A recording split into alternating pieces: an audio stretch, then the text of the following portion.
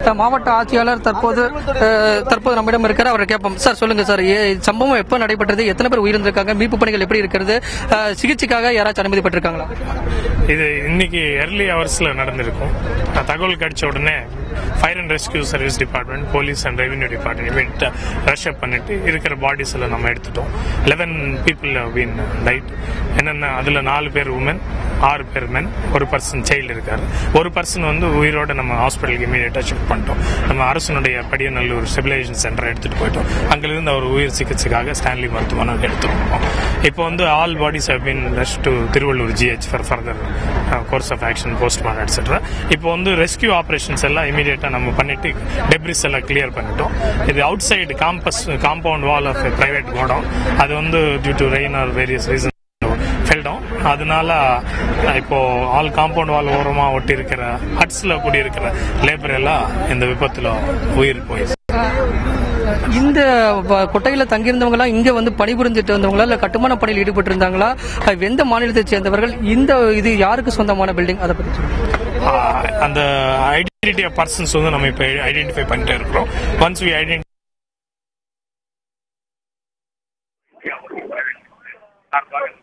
சார்பாக இந்த கோடவுன் வைக்கப்பட்டுள்ளதாக அங்க போர்டே இருக்குது, நீங்க பார்க்கலாம். So further investigation is going on. Once we finish it. இது விதிமுறை மீறி கட்ட இந்த தடுப்புச்சுவர் எழுத்திருந்து அது உண்மை நிரூபிக்கப்பட்டா அவர் உடனடியாக கைது செய்யப்படுவார்களா? விசாரணை எந்த அளவில் இருக்கு சார்?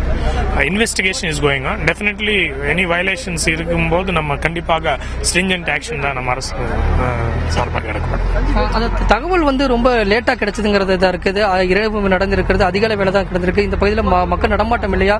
தகவல் லேட்டா கிடைத்ததுக்கு என்ன காரணம்? இது ரொம்ப ரிமோட் ஏரியா இருக்கிற எல்லாரும் இந்த விபத்துல இருந்த காரணத்தால் நமக்கு தகவல் கொஞ்சம் லேட்டா கிடைக்கிறதுக்கு ரீசன் என்னன்னா, இது நடமாட்டம் இல்லாம இடம், ரொம்ப ரிமோட் ஏரியா.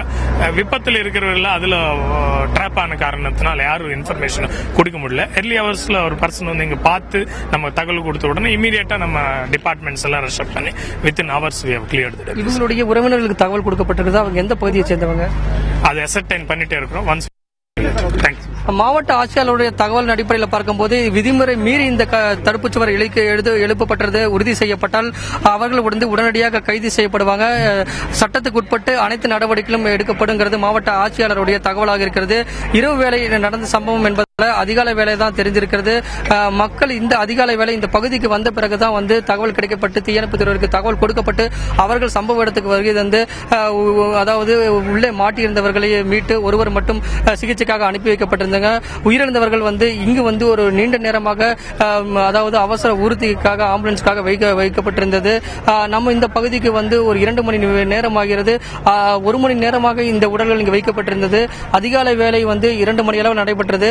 இந்த குடோன் இந்தியா பிரைவேட் லிமிடெடுக்கு சொந்தமான பில்டிங். இந்த பில்டிங்ல உடைய தடுப்புச்சவர் இந்த குடோன் விதிமுறைக்கு மீறி கட்டப்பட்டிருந்தால் அவர்கள் மீது, உரிமையாளர் மீது எந்த விதமான பாரபட்சமின்றி உடனடியாக நடவடிக்கை எடுக்கப்படும் அப்படிங்கிறது மாவட்ட ஆட்சியாளர் வீரராகவனுடைய தகவலாக இருக்கிறது.